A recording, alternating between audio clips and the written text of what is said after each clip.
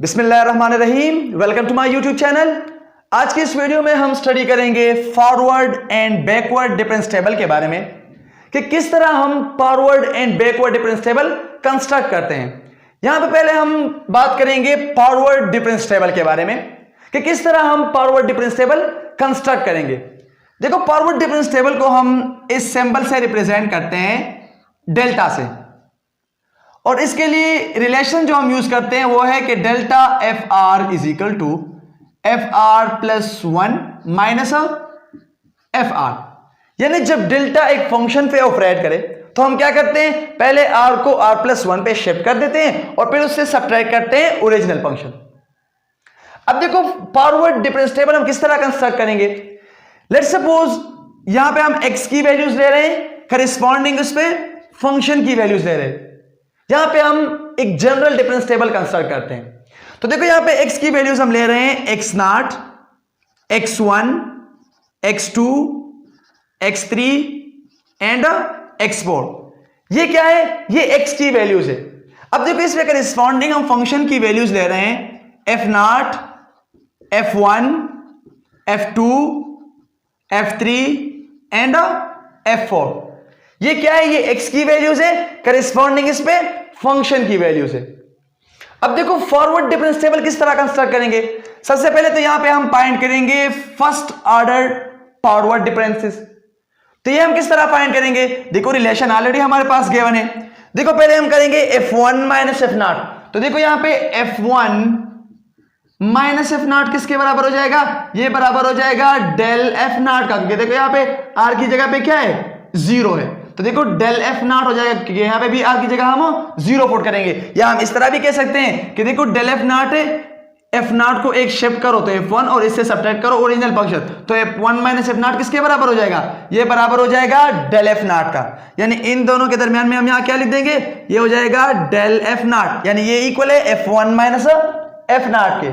अब देखो फिर f2 माइनस f1, तो देखो यहां पे ये है f2 माइनस f1। तो देखो यहां r की जगह क्या है, यहां r की जगह 1 है, तो यहां पे भी r की जगह हम 1 लिख देंगे, तो ये जाएगा डेल f1। या हम इस तरह भी कह सकते हैं कि देखो f1 को एक शिफ्ट करो तो f2 और सब्ट्रैक्ट करो उससे ओरिजिनल फंक्शन यानी f1, तो ये बराबर हो जाएगा डेल f1 का। तो देखो यहां पे हम लिख देंगे डेल f1। अब देखो इस तरह f3 माइनस f2 है, तो देखो यहां पे ये हो जाएगा f3 माइनस f2।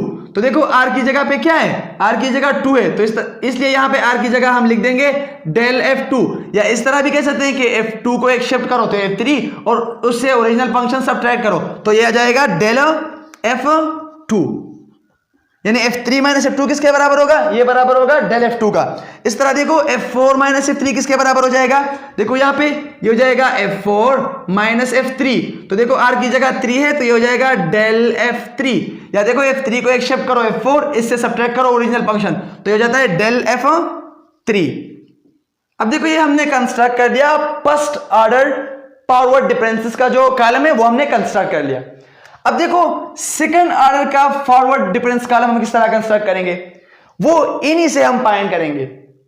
ठीक है, देखो ये रिलेशन अपने साथ आप नोट करो कि डेल एन एफ आर बराबर होगा del N minus 1 F R plus 1 minus del N minus 1 F R का। ठीक है, अब देखो अगर हम सेकंड ऑर्डर के डिफरेंसेस फाइंड कर रहे हैं तो हो जाएगा del square F R is equal to 2 minus 1 से आता है 1, तो हो जाएगा del F R plus 1 minus del F are.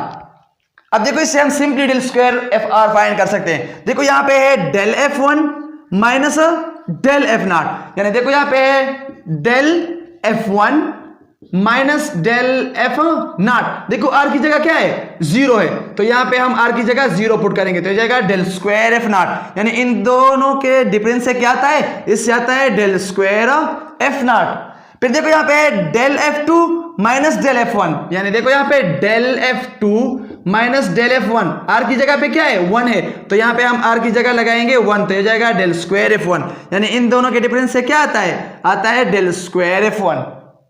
फिर देखो यहां पे del f3 minus del f2, तो देखो यहां पे f3 लगाएंगे तो हो जाएगा del f3 minus del f2, r की जगह क्या है, 2 है, तो यहां पे हम r की जगह 2 लगाएंगे तो हो जाएगा डेल स्क्वायर f2। यानी इन दोनों के डिफरेंस से क्या आता है, डेल स्क्वायर f2। अब देखो ये आ गया सेकंड ऑर्डर का डिफरेंस कॉलम। अब देखो फिर हमने फाइंड करना है थर्ड ऑर्डर डिफरेंस कॉलम, ठीक है, वो हम इस सेकंड डिफरेंस से फाइंड करेंगे।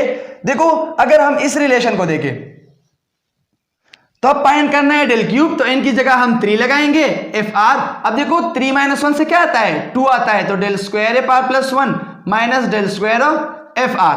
अब देखो यहां पे del square F 1 minus del square F not, देखो यहां पे del square f1 minus del square F not, R की जगह क्या है 0 है, तो यहां पे भी आर की जगह हम 0 पुट करेंगे, तो ये जाएगा डेल क्यूब एफ नॉट, यानी इन दोनों के डिफरेंस से क्या आ जाएगा, ये हो जाएगा डेल क्यूब एफ नॉट। फिर देखो यहां पे del square f2 minus del square f1, यानी यहां पे है del square f2 minus del square f1, देखो आर की जगह क्या है 1 है, तो यहां हो जाएगा डेल क्यूब f1, यानी इन दोनों के डिफरेंस से क्या आता है, इससे आता है डेल क्यूब f1। ये हो गया third order forward difference column, ठीक है।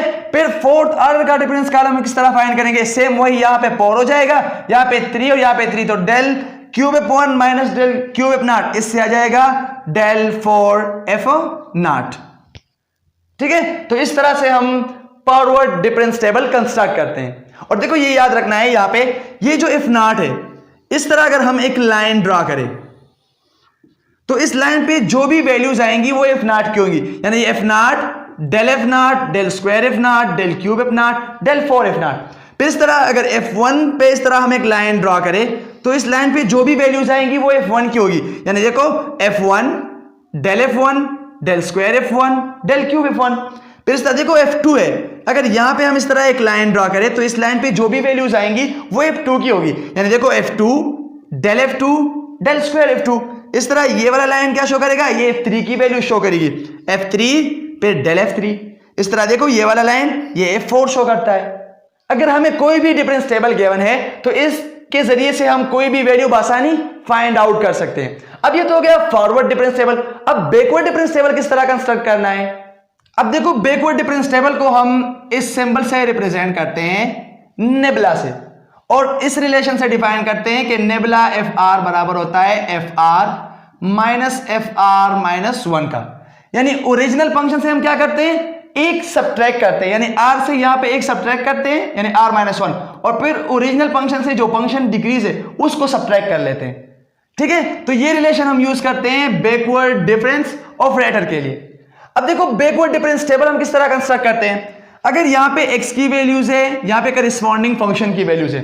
अब देखो x की वैल्यूज हम ले रहे हैं x0 x1 x2 x3 and x4। अब इस पे करिस्पॉन्डिंग हम फंक्शन की वैल्यू ले रहे हैं f0 f1 f2 f3 and f4।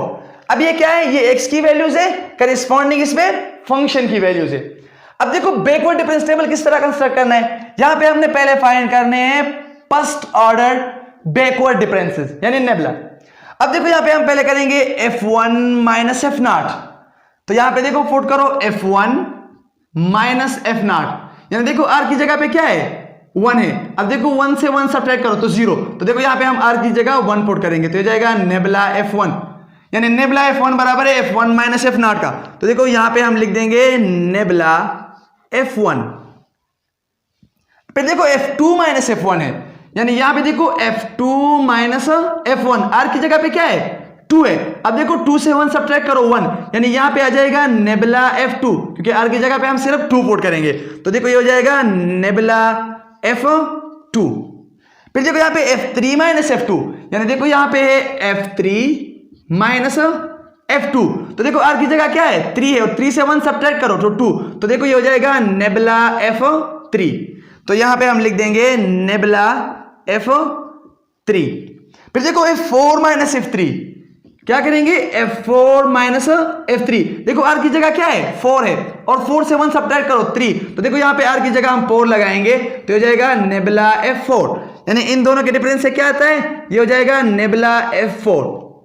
यानी ये हमने फाइंड किया first order backward difference column. अब देखो फाइंड करना है second order backward difference column. तो second order backward difference column किस तरह फाइंड करेंगे, इसके लिए ये रिलेशन याद रखना है कि nabla n F R will be equal to nabla n minus 1 F R minus nabla n minus 1 F R minus 1। तो देखो यहाँ पे हम नेबुला स्क्वायर फाइंड कर रहे हैं, यानी n की जगह क्या है 2 है, तो देखो ये हो जाएगा nabla square F R is equal to यहाँ पे 2 माइनस 1 1, तो ये nabla F R minus nabla F R minus 1। अब देखो यहाँ पे है nabla F two minus nabla F one, यानी देखो यहाँ पे nabla F two minus nabla F one, यानी देखो आर की जगह क्या है 2 है और 2 से 1 सब्ट्रैक्ट करो तो 1, तो देखो ये जाएगा नेबुला स्क्वायर, आर की जगह पे है 2, तो यहाँ हम लिख देंगे नेबुला स्क्वायर एफ टू, यानी इन दोनों के डिफरेंस से क्या आएगा, इससे आ जाएगा नेबुला स्क्वायर एफ टू। फिर देखो nebula F three minus nabla F to करेंगे, देखो यहाँ पे nabla F three minus nabla F to, तो देखो आर की जगह पे क्या है, आर की जगह पे है 3 माइनस 1 2, तो देखो यहाँ पे हम आर की जगह पुट करेंगे 3 यानी नेबुला स्क्वायर एफ थ्री, इन दोनों के डिफरेंस से क्या आ जाएगा, इससे आ जाएगा नेबुला स्क्वायर एफ थ्री। फिर देखो nebula F four minus nabla F three, ये हो जाएगा nebula F four minus nabla F three.